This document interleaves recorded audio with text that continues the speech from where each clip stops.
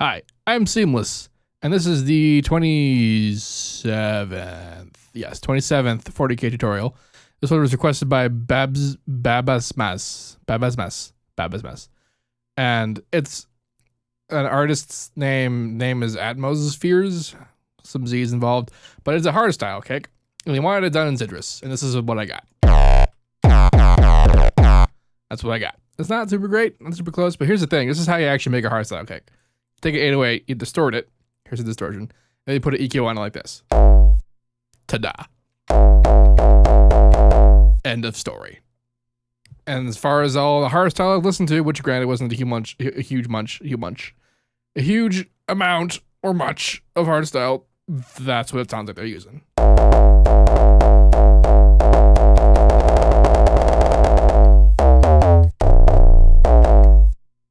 And then they record that sound out, and then they pitch it, and then they make that's their bass line. That's how it seems to work.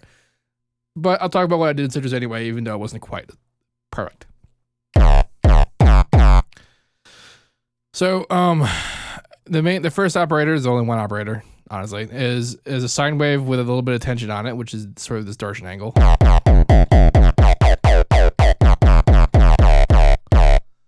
Then it goes into filter 1, which is distorting it with the wave shaper, which is actually the same wave shaper that I'm using to distort the 808 kick.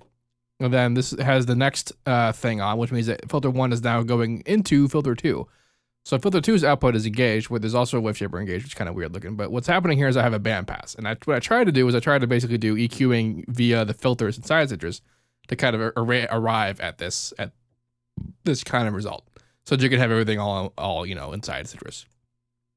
And then filter 3, which just has a straight input out of filter 1, has a band stop filter, which was trying to create this guy here. Now, both of these guys on the cutoff have key mapping. Now, what this is doing is that it's moving the position of the cutoff filter as notes get higher or lower. This is how the tone kind of moves with the pitch, as if you had sampled out the original and moved up and down in pitch. Because if you just move this up and down in pitch, doesn't quite work as well as if you had recorded this sound and then did that to it, which is what you should do, because that's how hardstyle works. Anyway, this project will be available for download in the description. The original that I was trying to get, which is every hardstyle song in the universe, will be in the link as well as the Reddit thread, where if you would like to make a request, you can make your request there.